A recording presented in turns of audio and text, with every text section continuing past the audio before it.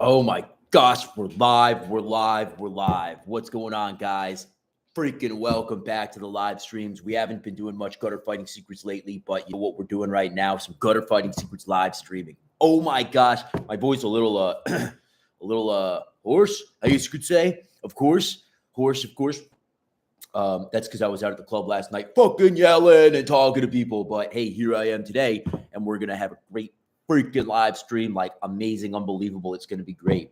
So we're gonna be doing two things here. We're gonna be talking about preparing for conflict. What does that mean? Well, stand by. I'm gonna tell you. Number two, we're gonna be doing some questions. I have some questions saved up from all the gutter fighting secrets guys and girls out there that have questions about this and that, random shit. We'll get to it.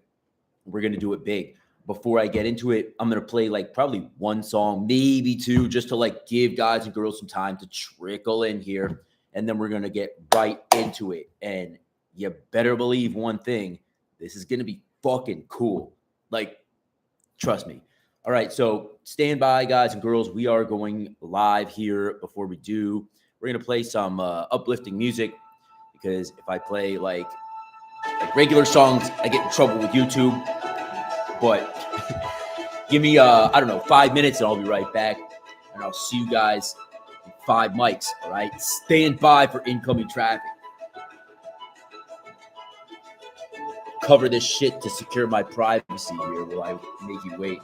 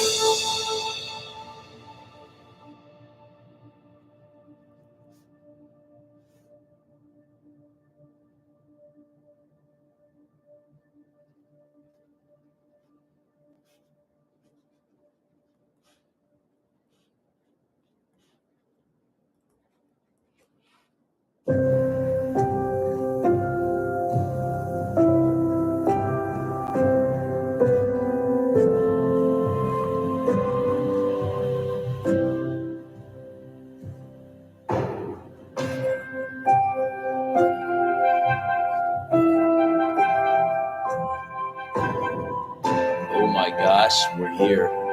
Oh my gosh, this music is so inspiring. I just want to go and like build some shit.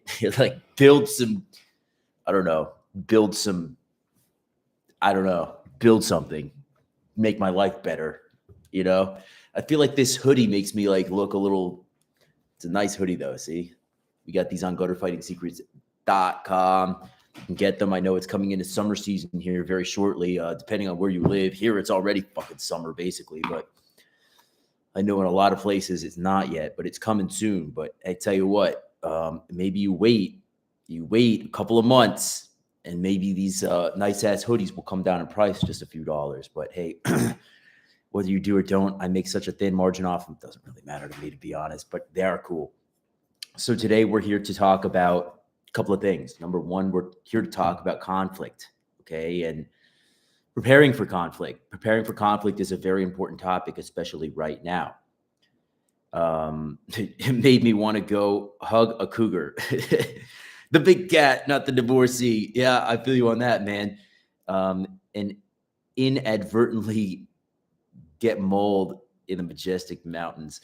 Bro, I'm telling you, like when I listen to that shit, I picture a majestic mountain, like snow-covered peak with like a nice river running through, a nice ice cold, chilly river with like some freaking daisies in the meadow or something, and then like working out in the meadow or some shit like that. So anyway, we're talking about conflict and preparing for conflict, which is a very important thing right now because I'm going to tell you guys something. I've noticed that people are like fucking unhinged right now. Like they are seriously like crazy.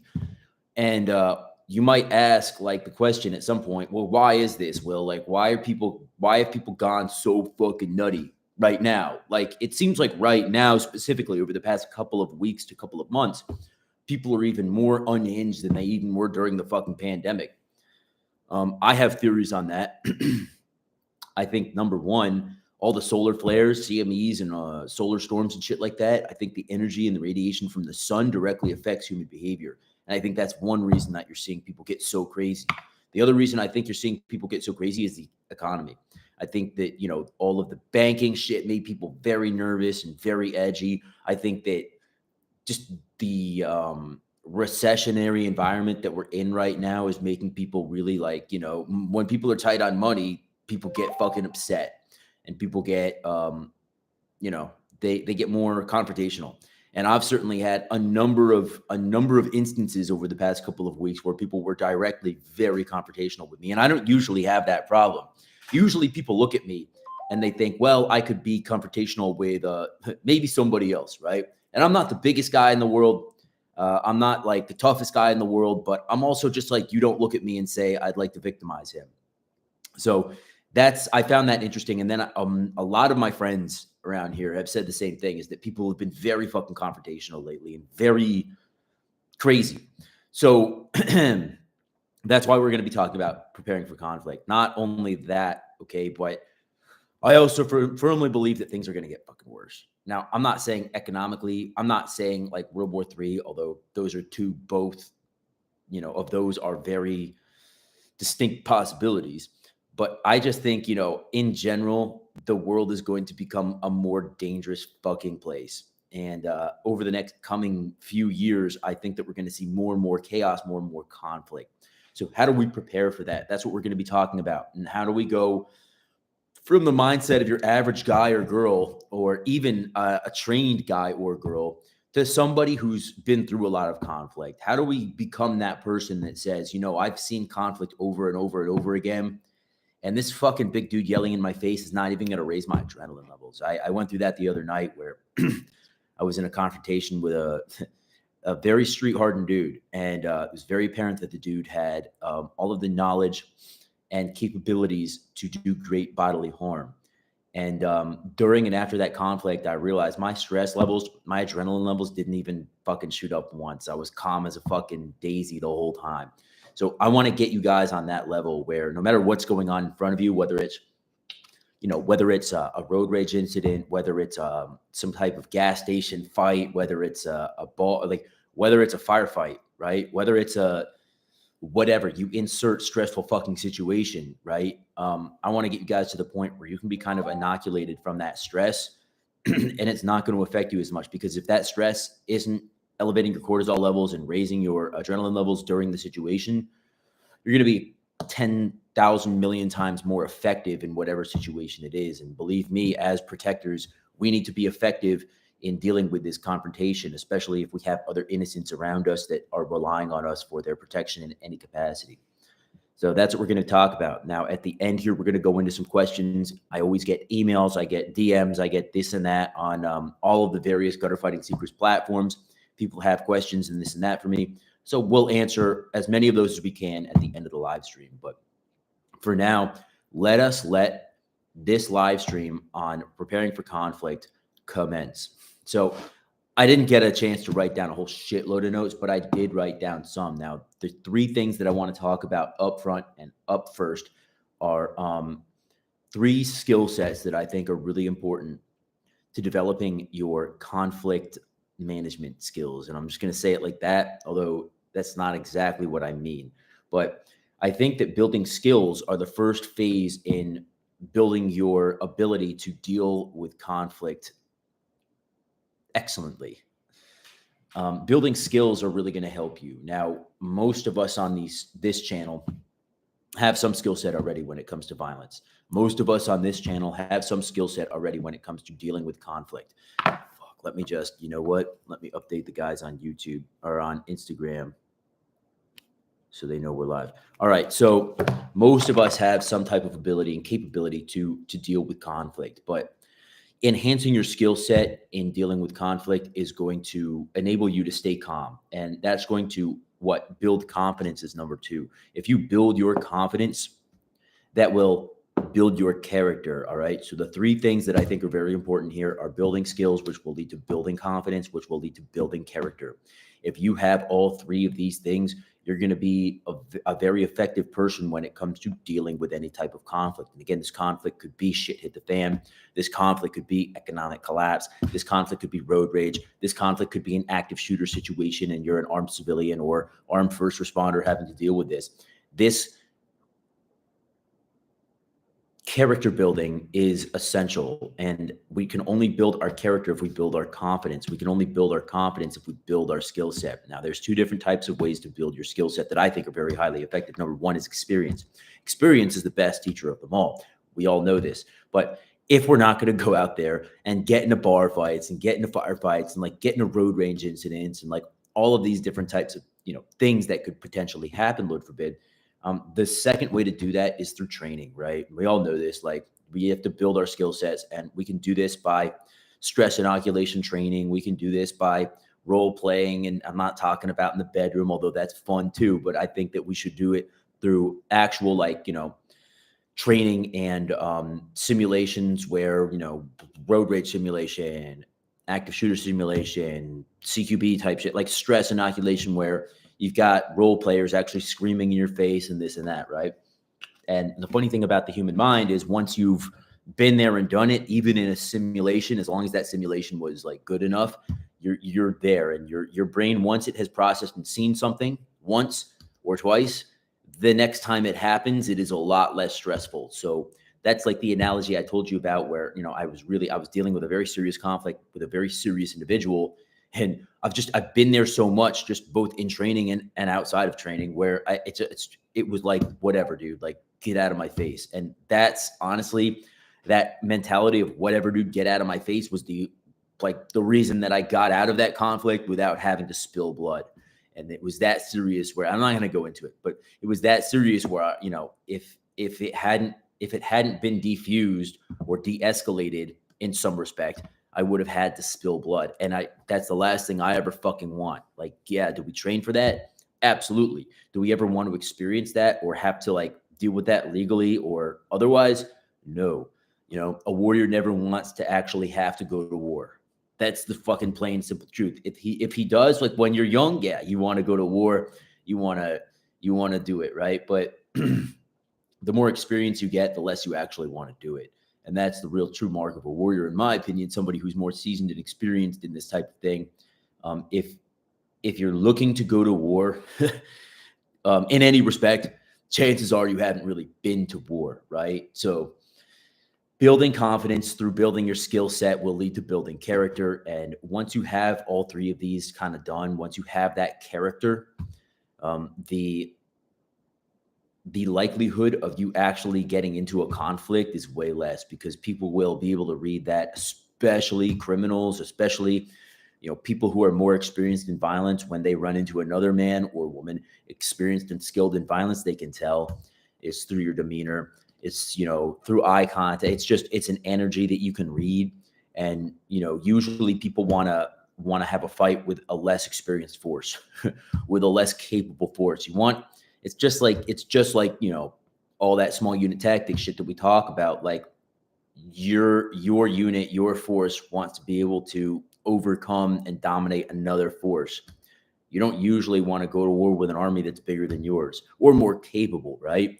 So you're going to look for that small unit, and you have larger numbers and you can take them, right? And that is something that we can talk about as far as like, what if it's you against a few other individuals? Fucking run away. Don't do it. Don't do it. Don't do it. No, because I've been there and done it, and I think, you guys have heard some of the stories from when I was running around on the East Coast. Like, I've done it and it's not something that's feasible, right? Like, even if you're a very skilled and trained fighter, even if you're a professional cage fighter, once there's more than a couple guys there, you don't want to do that. And it's way better to retrograde, to use a military term, than fucking try to like fight 3, 4, 5, 6, 7 dudes. It's not a winning battle. And there is a level of respect there for somebody who is smart enough to realize that. So the next thing that I want to talk about is the acceptance of mortality. All right, the acceptance of mortality. What does this mean? Well, it means that you accept death, right? And before you step into this arena of combat, so to speak, you're accepting of the fact that you could lose your life, or you would have to take somebody's life. And unless and until you can accept this completely, I would advise you to try to freaking avoid combat. Because when it comes down to it, like, the skill sets that we practice are meant for a specific reason, right? They're not meant for like stepping in the cage. Yeah. Is it applicable in some respect? Yes. But the close combat stuff that we actually like teach and talk about and practice, it's meant for war. It's meant for life and death combat. Now, I'm not one of those guys who sits there and says, oh, our stuff is too deadly for the ring, this and that, because I'm currently training for a fight, and I'm not under any like fucking falsehoods that what we practice in gutter fighting, or what you practice in CQC, really lends itself to the cage. It in some respects it does, but in many respects it fucking doesn't, guys. So don't kid yourself and think that because you know how to chop somebody in the throat and all of that you can go and fight in the cage. It's not the case, I promise you. But but at the same point here, you have to accept that the fact that these combat is a very serious thing. Actual like combat. The cage fight shit is very serious too, but no, actual like street combat or battlefield combat, the objective is not to let the other person get back up. And you have to accept that you might actually have to finish the job in order to walk away from that. Or you might actually be on the other end of that. And if you're not willing to die and if you're not willing to kill, and I hate to say this, but then you shouldn't fucking be stepping up to the plate to begin with. So that's why whenever I see guys, especially it's usually, younger dogs out here talking about, oh, I'm trying to be tough, I'm trying to look hard. Well, like, yeah, okay, man. It's one thing to look hard, it's one thing to act hard, but are you willing to accept death? Are you willing to accept, receiving or dealing it out? And a lot of the times the answer is no, but then sometimes you run into somebody. The answer is yes, they absolutely are, and they don't give a fucking shit. And those are the people you want to avoid because those are the most dangerous of them all. And generally speaking, if it's an actual serious conflict, that's the type of individual you're going to be going up against. So I would advise you to realize that right now, there is a time and a place for self-defense. There is a time and a place for defending your life or defending the life of somebody that you're protecting. In that case, when you step into this conflict, you need to be prepared completely and totally for both. Okay. And it's something that you need to meditate on before. It's something that you need to incorporate into your training. And this is what, Masashi would have said. And this is what the Art of War talks about. And all of the samurai philosophy and all of the warrior philosophy from the Greeks to the Romans to everyone who's come before, who's actually done this shit, they all talk about the need to accept your mortality before you step into combat. And it's just very important to realize. And the only way that we can really come to grips and comes to terms and comes to peace with this is by quote unquote meditating on it. And I don't mean sitting there and I mean like thinking about it, maybe spend a couple of minutes after training or in between training and just kind of think about, hey, what are we actually practicing here for? And like, this could happen and I need to accept this in order to be a confident warrior. And once you are accepting of that, you will be a confident warrior. You will be a force to be reckoned with. If you go into combat fully prepared for whatever consequences happen, you're not going to hesitate. And that's exactly what we need to be doing. And that's exactly the level that we need to be on for this stuff. And hesitation will get you killed. Let that sink in for a second. It will get you killed. Like, have you made funeral arrangements? Do you have life insurance? Are you willing to say goodbye to everything that you know on this earth? I'm just asking you, right? Because hesitation will get you killed. So think about that. And unless and until you're ready to accept all the consequences, well, I would try to avoid conflict as much as possible. I would try to avoid conflict as much as possible to begin with. But when you do step into that arena of conflict, you need to realize that the most serious shit could fucking happen. And if it's worth dealing with that, if it's worth dealing with that to defend your life, the life of somebody else, then it's worth it, okay? But you have to be the one to make that moral decision. Hey, I have no other alternative here. Somebody I very much care about or somebody weaker than me is about to, have serious harm done to them. And I have no choice but to step in here. But once I step in, there's no going back.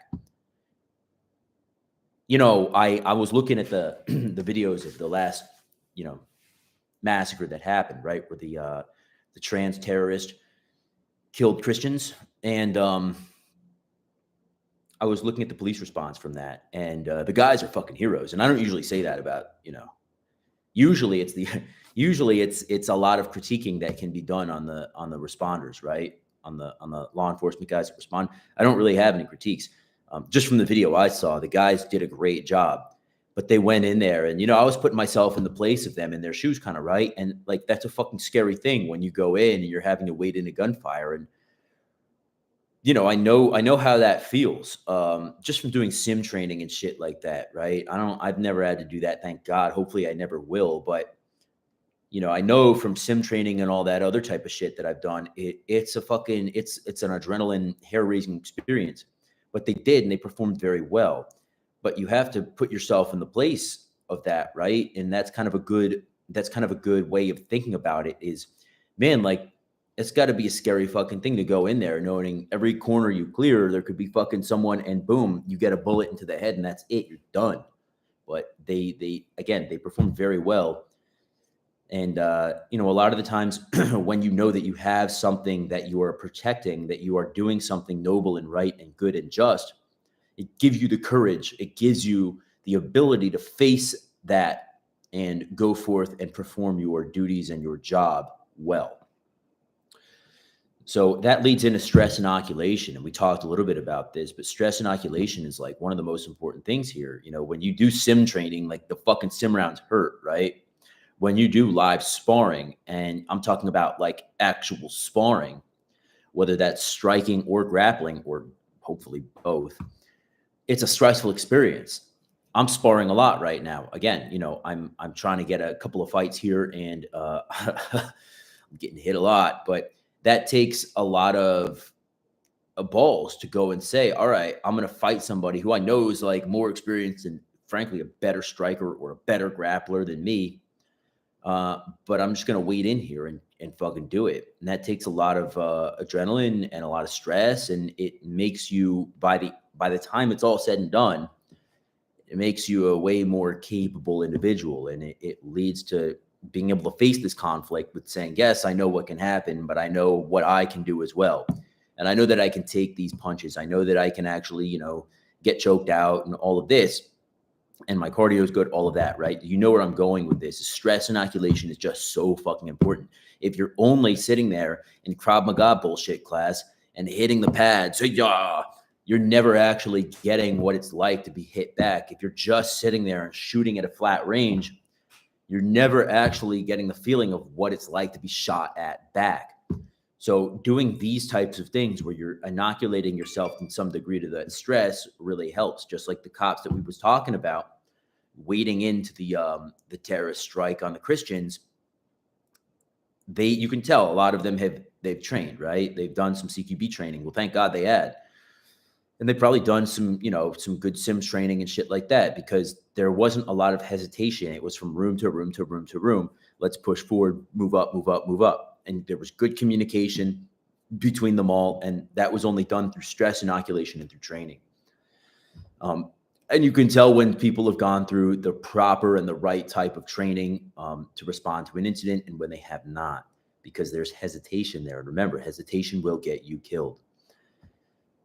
So morals is the next thing that I have on my list. And we talked a little bit about this as well, is that you have to have that moral compass there to guide you and to lead you. If you don't, it can lead to not only hesitation, but it can lead to jumping into something that you shouldn't be involved with in the first place. And again, it can also help you and guide you. Sun Tzu has a saying, and I forget the exact quote, but basically whoever is on the side of the right thing and the just thing, that force has a tendency to prevail. And it's just an energetic thing where if you know and you for real have that side of the right, like if you're on the right side of things, it has a tendency to give you what you need to prevail through that conflict. So developing a moral value system, right? Developing your own morals and becoming a better man or a woman or person, right? That's what we need to be thinking about. Just like the samurai, before us and these ancient warriors and everything, having that guiding moral compass will really sustain you through very difficult situations like this. And if it is some type of a road rage incident, right, and you're at fault, well, you need to have the moral compass that says, hey, wait, I'm fucking pissed off, but like, it's kind of my fault. Like, I really shouldn't be involved in this situation. Or And the other side of things, right? You're in the parking lot and like for whatever reason, some big dude is like very aggressive with you, and you know that you're just needing to defend yourself and you're completely not in the wrong. Maybe even you're in the right. That will give you that guiding force that it takes to overcome this situation.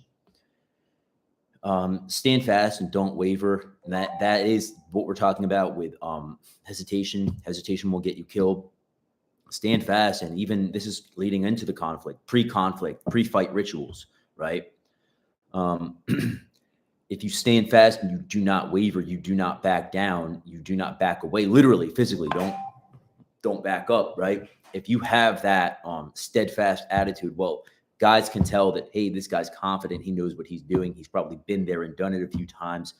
You know, I might be biting off more than I can chew. So this is a very important thing, is remaining steadfast and don't waver. You know, I've been in situations where, and I very rarely make threats, right? Very rarely, especially on the street, will I ever make threats at somebody. But there's been situations where I've made statements and I've said, this is going to happen if you don't fucking back off.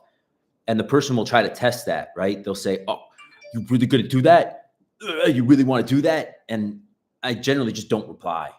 But I generally don't reply because I'm fucking serious about it. You know, if you say, hey, if you don't fucking back off, I'm going to take your right eye from you. And, you know, that person, you're not fucking serious. You wouldn't fucking do that. You know, you're not going to do that. And then you say, oh, well. The person automatically knows they've almost already win, right? So you need to be in that situation where you say, if you don't fucking back off, I'm going to take your right eye from you, motherfucker. Blah, blah, blah, blah, blah. And you don't say anything, or you say, yeah, no, I'm serious. This is going to happen. Like we're going to go to the hospital if you continue this. Don't back down. Once you've made a statement, don't back away from it. Once you've taken a ground, right? Once you've stepped a couple of steps forward, you're not backing up again, period. You're either going to go through them or they're going to back down. So, you know, not backing away physically or, you know, or figuratively is very important. Psychology of violence. And what is this? The psychology of violent behavior. It's an important thing to kind of like get a grasp on. And this can be done through education as well as experience, both preferably. But you can, you know, just go on YouTube and stuff like that and look at like the psychology of violence and all of that, and you will glean some insights from that. And I highly recommend that you do. So, you know, all in all, preparing for conflict is a very important thing, especially right now, because there's a lot of conflict going on. No matter where you live, look at France right now, they're rioting in the streets. Look at Israel right now, they're rioting in the streets. Look at America right now. Look at Canada right now. Look at like even in the Western civilized world, there's conflict everywhere. If you live in the United States, then you know that people are getting wild and crazy here. The thing is, people have guns over here. People got knives and shit over here. People don't give a fuck over here. And depending on where you live, it's very fucking dangerous. So you need to be accepting of all of this stuff, and you need to really be prepared for a violent confrontation, or even, you know, just a very emotionally taxing confrontation. And if you can take some of the lessons that I'm trying to give here and apply them into your training, into your philosophy, into your life, I think it will put you ahead of the game. Most of this stuff has come from personal experience. You know, whether it be on the streets, in training, in my professional life, or whatever, most of it has come from personal experience. And then, you know, some of it has come from training as well. But I really want to give you guys some tips and tactics and strategies to overcome, because if you are a sheepdog, and I know some people don't like that term, I happen to like it. I think it's fitting, right? Because the sheepdog is the wolf, but he's the wolf that protects the flock, right? And if you're that type of dude, and generally we don't have wolves that come on our channel, but if you're the sheepdog type of dude, well, it's going to be very important that you're actually capable of dishing out what others might want to, you know, force upon you. Meet that threat with, I'm not even going to say meet it with equal violence. Meet it with more than what it wants to dish out on you. And if you're prepared to do that, you can win the conflict.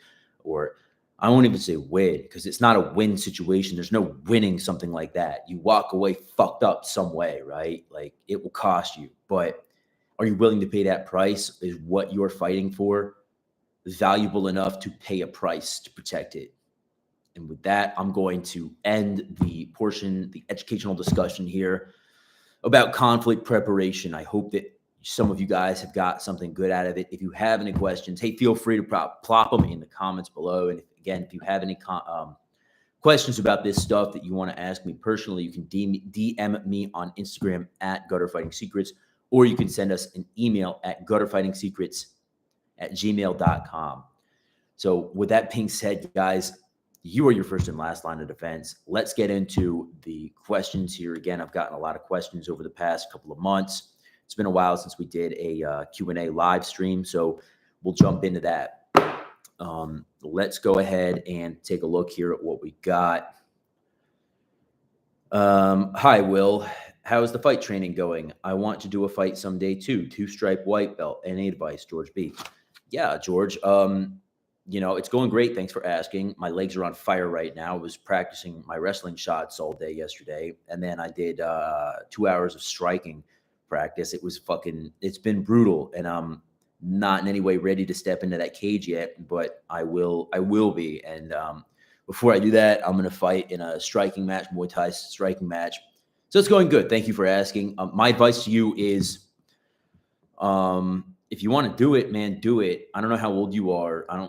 I don't think you said, but you're a 2-stripe white belt right now. I would wait, bro. I would definitely, unless you wrestled. If you wrestled, then you're probably closer than you think. But, and again, it depends how long you wrestled. Did you wrestle from middle school through college? Did you wrestle, from high school, just in high school? Did you wrestle from high school to college? It depends. But wrestlers have a big leg up. But let's just assume that you didn't, and you're just a 2-stripe white belt. I would wait. I'll wait until you're like getting closer to purple belt before you think about fighting. And then, you're going to need a lot of striking too, but you can do it, man. And everyone needs a carrot at the end of a stick. That's been my carrot at the end of the stick to continue with my jiu-jitsu, continue with all of this hard training throughout the years, and then come back to it again, is getting that glory, right? All men want to win, and all men want to win in combat. That's most men who are men want to win in combat in some respect. And I think that every man should have the opportunity to do this at least once in his life. So, just keep training, man. And when you're ready, you will be ready. And when you're ready, the right opportunities, I think, will align themselves. And if you're in the right gym, if you're in the right environment with coaches who are encouraging of you to do that type of thing, then that's more than half the battle. When I came up, my first, all through blue belt, all through white belt into blue belt, I wanted to fight, and I never was ready, but I also never had the opportunity to do so. My Muay Thai coach didn't really get anyone fights except for his prodigy students. And then my jiu-jitsu coach as well, it wasn't something that he did, right? The school didn't get you fights unless you were really seriously good. Now, the place that I'm at, that's what we do. We train and develop fighters so they can, fight. And that's where you want to be. So it's important to be in the right gym. Andy asked, do you offer classes or private instruction? Yeah, so we don't have a school. We don't have a location right now.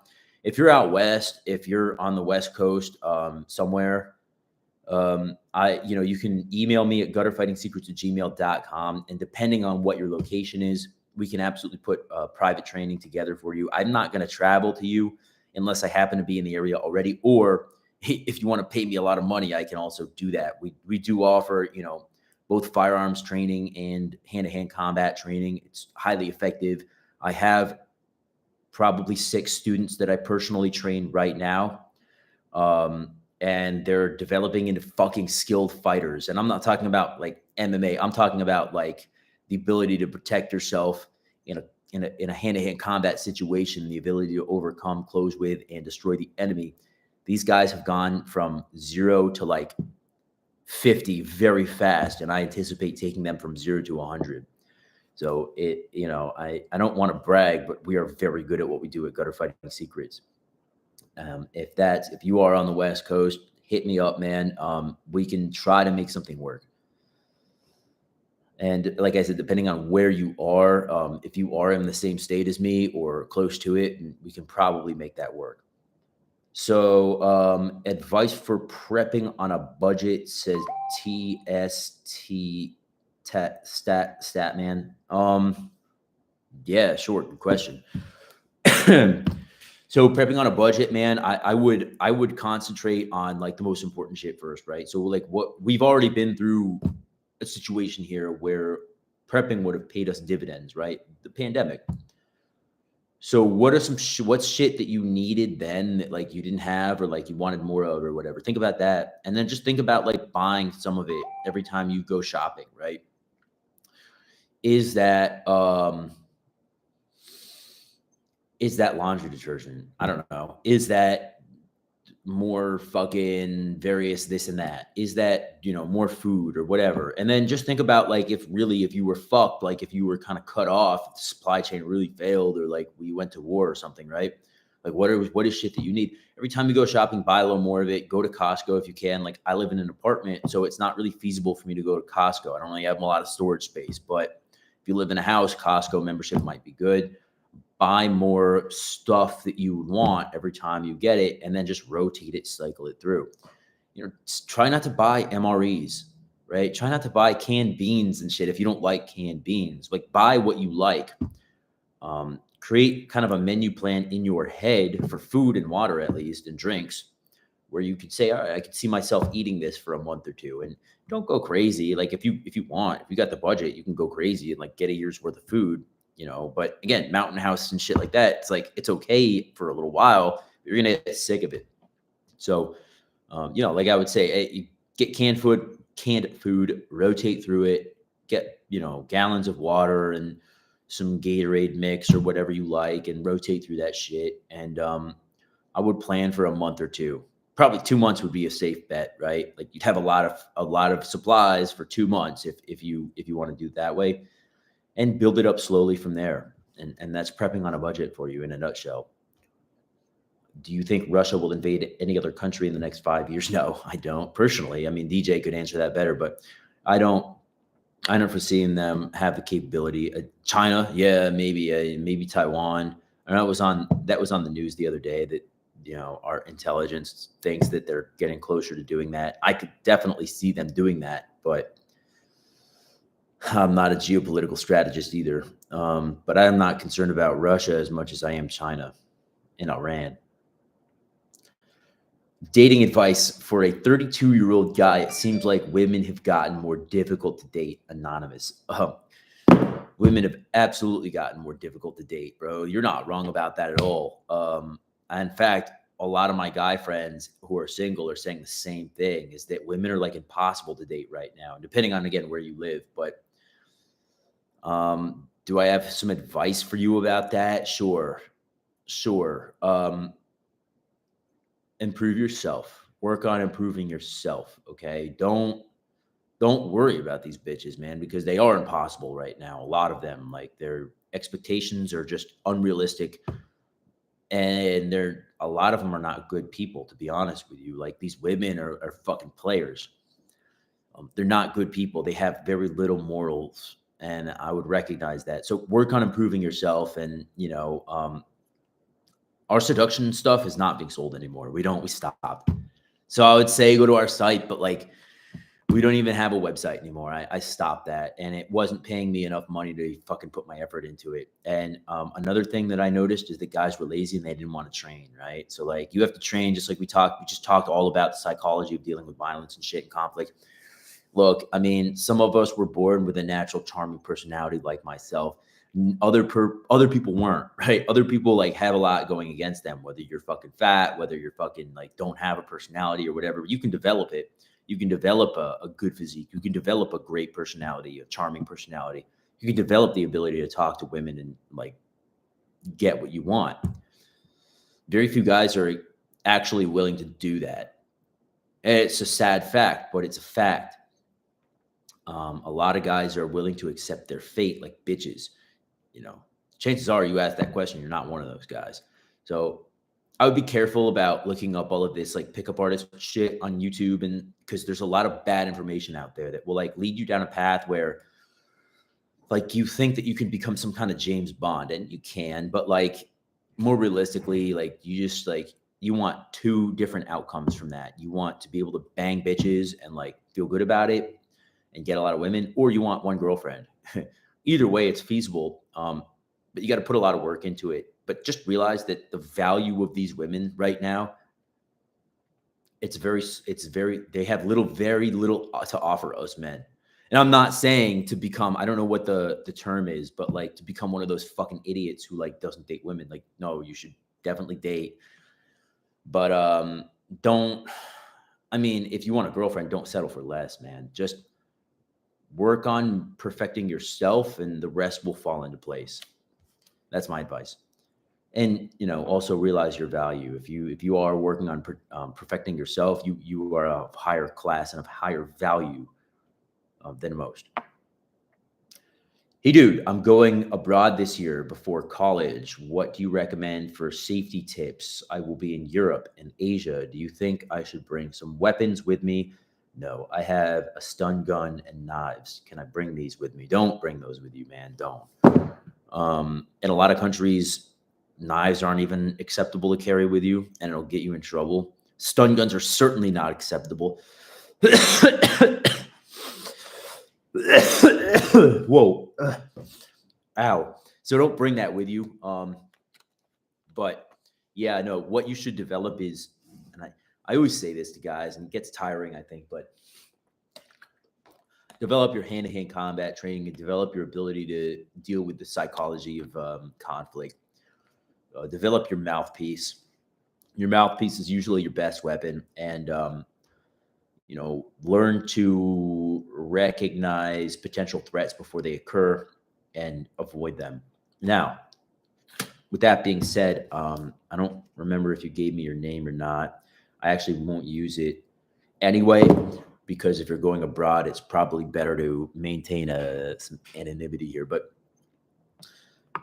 we offer a wide variety of travel safety products. We have Original Travel Safety, which is like 8 hours of information. We have Travel Safety 2.0, which was actually shot all over the world, which is great information as well. And I would recommend Travel Safety 2.0. And then DJ and I co-authored a book, which we have on digital PDF as well as audiobook. And that information all comes from like State Department and stuff like that, executive protection training. I would recommend purchasing one of those products, and it's up to you. Just go on gutterfightingsecrets.com. You can kind of decide for yourself which one you want, but that's all great information. Some of it's a little overkill, but really what you need to be doing, man, is work on developing conflict management strategies like we talked about. But more to the point, just being able to realize when you're being scammed, when you're potentially in a dangerous situation, and have the skill set to avoid that shit. And then, hand-to-hand combat training is very useful as well. And again, it makes you more competent, and it gives you the added benefit of kind of people will know that you're a harder target. But, looking into things like hotel security and surveillance recognition and stuff like that is all stuff that we offer on gutterfightingsecrets.com. So check that out. You are very handsome, says Mary57. Thank you. I know. It's so cool that you speak other languages. How long did it take for you to learn them? And any tips for me to learn Mandarin? Dirty Dan. Any tips for you to learn Mandarin? I worked very hard at it. I practiced and practiced and practiced, 2 hours a day for a long time to learn Arabic. And then to learn Hebrew, I practiced a lot. And I don't speak much Hebrew anymore, but my Arabic is pretty decent. But again, and it's something that if you don't use it, you lose it. So you have to constantly practice it. Practice your listening skills, practice your speaking skills, both. So I don't know how far along you are with learning Mandarin, but the only way to do it is to do it. So jump into it, man. Get a tutor if you can. I'm sure you can find like people on sites like italki or other sites where they offer like private online coaching and tutors. Don't just go on like, what are those, Rosetta Stone or whatever, like those sites are, the apps, like they're a good starting point if you can dedicate at least a half hour a few times a week, but that's not even going to really prepare you. Like if you really actually want to understand and speak it, you have to like practice. Honestly, a half hour each day would be a good start, and just realize that's a start. When guys go to the defense language school and become fluent in another language, they're training like 8 hours a day. And when you do that, you can become fluent if you can read and write and speak another language fluently. But it's all about, the more work, the more effort, the more time that you put into it, the quicker it will happen. And then eventually you'll need to immerse yourself in it. Eventually you'll need to actually go to, I wouldn't recommend going to China right now, but, go to Chinatown, right? Like do something like that. And if you can, go to China, right? But speak it, study it. It's my advice to you, man. It takes a lot of hard work. It's not easy. 223 or 556 for combat, Mike asks. I mean, whatever you got, bro. Like 223 is cheaper, I think, a little bit cheaper. So, if you want to train more, get an AR that shoots both, man. Honestly, if you can. Best martial arts to train for and shit hit the fan. I would find something where there's a lot of sparring. So, I always recommend mixed martial arts. I think that's great. But then again, you won't be getting the weapons disarmed. But it's hard to find. It's hard to find a good system. It really is. Gutter Fighting Secrets, modern gutter fighting. Check out our stuff on gutterfightingsecrets.com. We've got all of our training courses available. We're going to be adding more soon, but I would start there, man. Check out our commando ground fighting. Check out our any of our products, really. And then I would recommend, there are systems I recommend. Lee Morrison's system, Urban Combatives, is great. Bill Wolf's system, Wolf's Combatives, is great. It's one of the better ones you can study, in my opinion. And then go out, do some jiu-jitsu, do some Muay Thai, realize that that's not going to take you, all the way that you need to go, but it's a great start. It's my honest advice. Do you think we are headed for an all-out economic collapse after the bank collapse? Ginny G. No, I don't. Honestly, I really don't. I think it's overblown. I think there's a lot of channels on YouTube that fucking blow it up to be more than it is or will be. And realize this. I've been in this industry for a long time. I've been looking into this stuff since early 2000s. I was indoctrinated into it when I was living in northern Idaho when I was like 15 years old. And I've been in the middle of it since. People have been talking about an economic collapse, all-out economic collapse since then. It's not happened yet. It's probably not going to. Will shit happen? Yeah, shit always happens. And you need to be prepared for whatever could potentially happen. But an all-out economic collapse, like a world collapse of the no, I don't. It could, but I don't think it will. I think we're good. But I do think you should prepare for a number of possibilities. All right, let's see. What do you think about ninjutsu for real world self-defense application? Asks Q Fireman 223. Well, if you're a firefighter, thanks for your service. Fuck ninjutsu. It's stupid as fuck. It's the worst. Don't even fucking waste your time, bro. Like, if you want to study it for like historical applications and stuff, cool. But like, it's terrible. It's awful. Like, what are you really learning? Like, and that shit, it's not even the real ninjutsu, dude. Like, I don't know what they even teach, but like, I've seen the fucking like grappling and like striking they have. It's like fucking so stupid. Just don't even waste your time. I'm telling you, man, don't get wrapped up in that shit. It'll drag you down, bro. Do jujitsu, do boxing, do wrestling, do judo. Judo is great. Do the shit that we know works. Don't do the shit we know doesn't work. We know ninjutsu doesn't fucking work. Hate to be so harsh on it, but it's true. Hey, Will, I live in a city where I can't carry a firearm. What kind of knife should I carry for self-defense? Get something without serrations. Absolute. Get something without serrations on it. Plain blade. Folder is great. I don't know. Sometimes fixed blades can be a little tricky, especially legally speaking, especially in a city. So I would get a folder without a without any serrations on it. And I would just get something cheap but sturdy. Realize you might have to throw that shit away. You're going to be less apt to throw away an expensive knife. You don't need an expensive knife. I never recommend using a blade if you don't have to. But with that being said, assuming that you have no other choice, we bear no responsibility for anything. This is just to entertainment purposes only. I would just get something and learn where to put it. Learn how to use it well. You could do Kali and all that stuff, and it's good stuff to know. But I mean, when it comes down to it, study human anatomy. Learn about things like pressure changes within the body, and things like that. I won't go into it that much, but honestly, I would go to, if you can ever go to an Ed Cauldron seminar, the one where he talks about knives. That's probably one of the best seminars I've ever taken as far as real world application of how to stick somebody. Learn where to put the thing, and learn a little bit about, I'm just going to say it like that. I'll just leave it like that. And practice deploying it a lot. So, you can do it quickly and efficiently. All right, let's see. I think we're almost good here. What do you think of ninjutsu? Fuck ninjutsu. I already answered that. And okay, a couple more. Bro, seduction advice now, please. BLB G code. Bro, I remember it's a game. Remember it's a game and you're a player in this game. And as soon as you stop enjoying playing the game, you're not as effective. Play the game. It's a game.